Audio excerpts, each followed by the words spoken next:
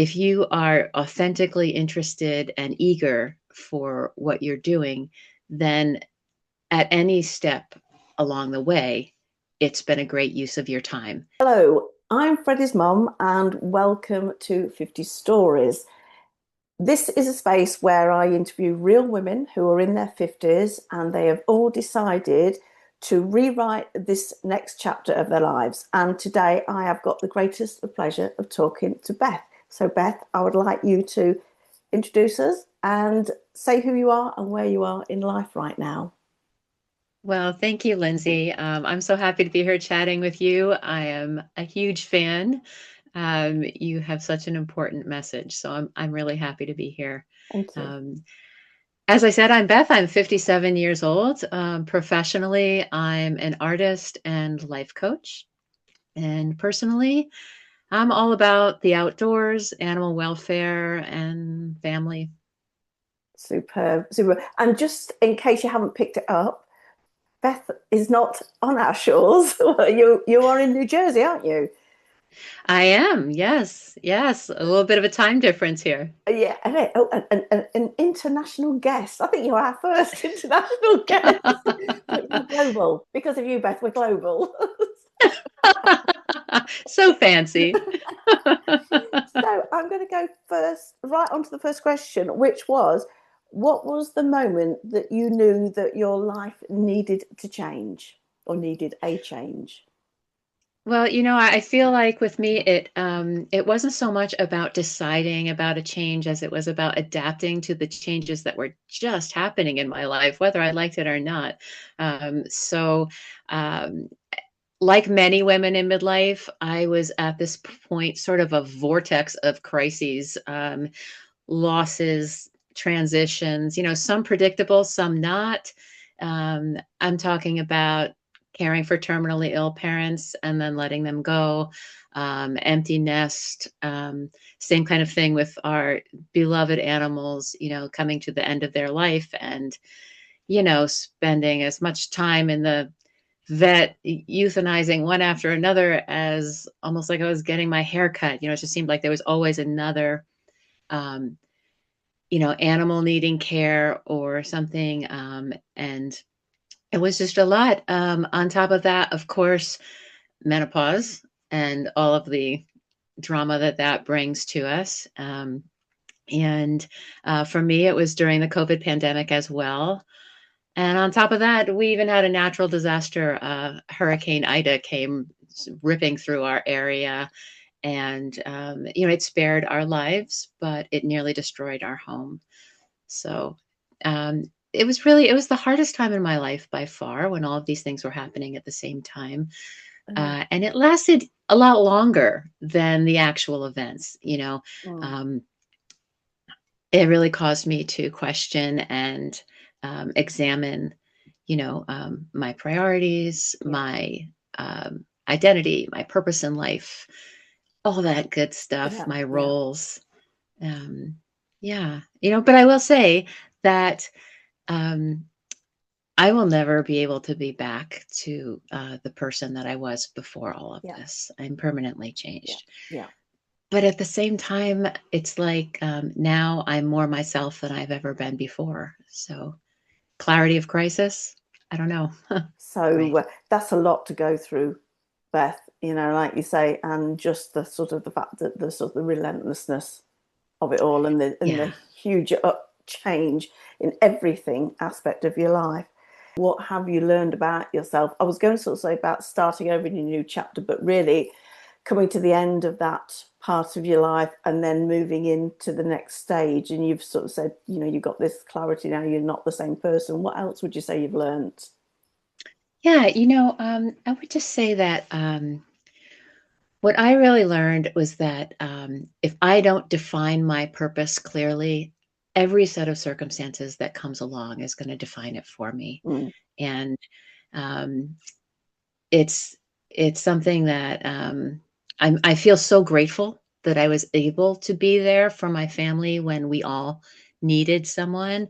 Um, but at the same time, being in that role of crisis manager, it's not a healthy role to be in permanently. And so that's, something really needed to change. And um, I needed to make sure that I used this opportunity now to really, now that the drama is over and all of, well, temporary, for the time being, Yeah. um, As I far as want to you take, can predict. right. You never know when the next bomb is going to drop. Yeah. But using this time to really uh, keep the action going, be dynamic, actively make choices, Yeah. take action to really make sure that I put my own um, priorities forward and define how my life is going to be from here moving forward. Absolutely. And yeah, so and this actually again it just flows because a lot of women in their 50s think it's too late, to make a Hmm. change, that they've got to this stage of life and this is us set now, we will continue infinitum. But you're Uh, proving that it isn't too late to not rebirth, but evolve into who you right. are now and where that takes you. And would you agree it's not too late? And what sort of message would you say to women that think that? I'd say two things. I would say first and foremost, the only thing it's too late for is to do something for the wrong reasons. So Right. enough with looking for permission, enough with trying to get the respect of someone alive or dead. Um, it's too late for that, Yeah. but it is the exact right time to be pursuing something that you have authentic curiosity about. Since you never know what's around the pike, um, if you are authentically interested and eager for what you're doing, then at any step along the way, it's been a great use of your time. Even if you never make it to that finishing line, even if you never do open that business, if you were excited about, learning it and doing it, um, then that's great. Then you've used your time well, and hopefully you will make it to the finish line. But just enjoying the present, every step, every action that you're taking, if that's always a self expression and where you want to be, that's all we can do.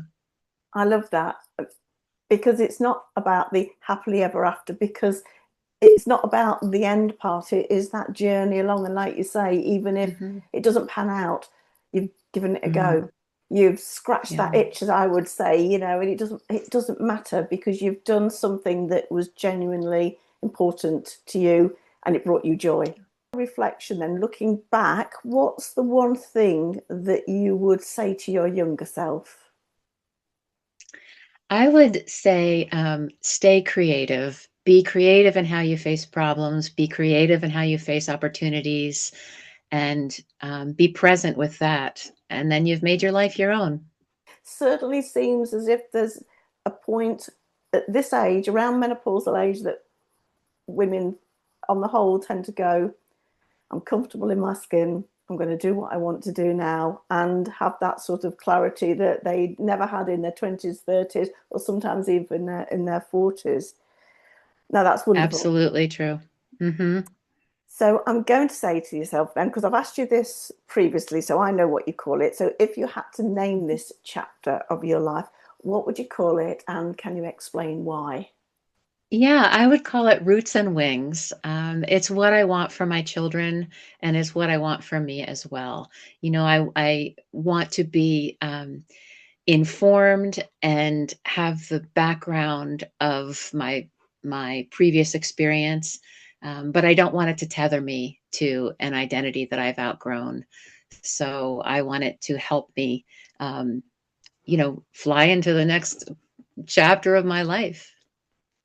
So it's about sort of like taking all that skills and knowledge that you've accumulated. Because I talk to a lot of women who've Mhm. just almost like shut the door on that. It's like that was then. No, actually, you can cherry pick the bits that you want from that to then do something and apply it to what you want to go forward. Because actually, everything that you've Yes. learned, so all the stuff that you've done throughout your career and in your personal life, with the dogs and stuff like that, that is so many skills that you go, right, okay, Mhm. then now how are these going to benefit my next dream? So that's Yes. so roots and wings is perfect. Yeah, so like you say, it's that sort of grounding in who you were and what was before, but now Mhm. giving you that expansive energy to fly off into your new direction. That's Absolutely, fantastic. 100%. You know, I feel like a lot of parts of myself have really morphed recently.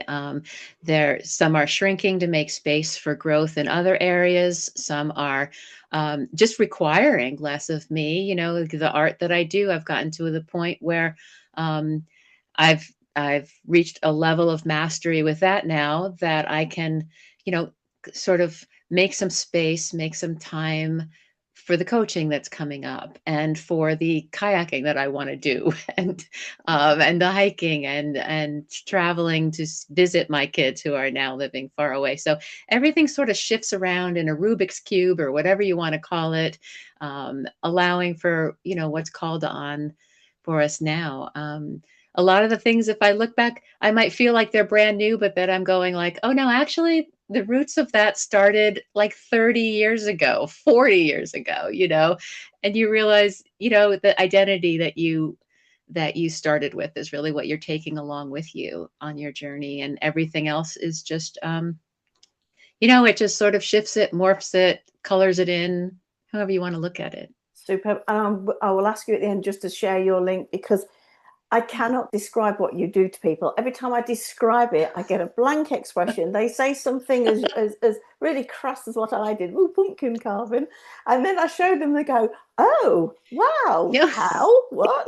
So at the end, we'll just remind me to just say what your website is so people can see your amazing art. I've never seen anybody else do it, and it is stunning. So definitely see it. But so at the very end, so thank you ever so much for taking part, Beth. It's been so lovely, and you've got such a beautiful energy about you. I'm very, you're very calm, and I need more Beth energy in my life just to tone the pace down. So I've sent you a little thank you, and you've been incredibly well behaved and not read it. So I don't know if you want to just hold it up and read it now. That would be lovely. I would love to. Thank you so much. Can finally flip it over. It's been taunting me. So this here it is. And it says, oops, sorry, my camera might have changed there. But it says roots and wings. This is the chapter where Beth stands steady in all she has lived, her life shaped by care, resilience, and quiet determination, where love for her family and others has guided her forward even as plans shifted and chapters closed before she was ready. Through seasons of loss, responsibility, and rebuilding, she kept moving, adapting with the strength she came to trust, holding steady when life asked more than felt fair. Now, with deep roots in what matters, Beth is growing new wings, creating, guiding, and reaching outward again, showing that your story expands with change, opening space for purpose, connection, and a way forward that feels true. Thank you. My That pleasure. is My touching, pleasure. really It's just, and beautiful. thank you so much because it is just obviously you haven't shared your full story here, but you know the sort of all the different shifts you've gone through and the fact that you know you've sort of got so much love. I was we've only met a handful of times, but you just exude real, genuine, calm, positive energy. So your coaching Thank you. business going forward, people are going to be so lucky when they come to have a Oh, chat with you because thank you. we need positive energy in the world right now just to be able to sort of calm us down and sort of shut out all the chaotic noise. And I think you'll be absolutely wonderful at it, Beth. So it's been a real joy having you. I really do appreciate it.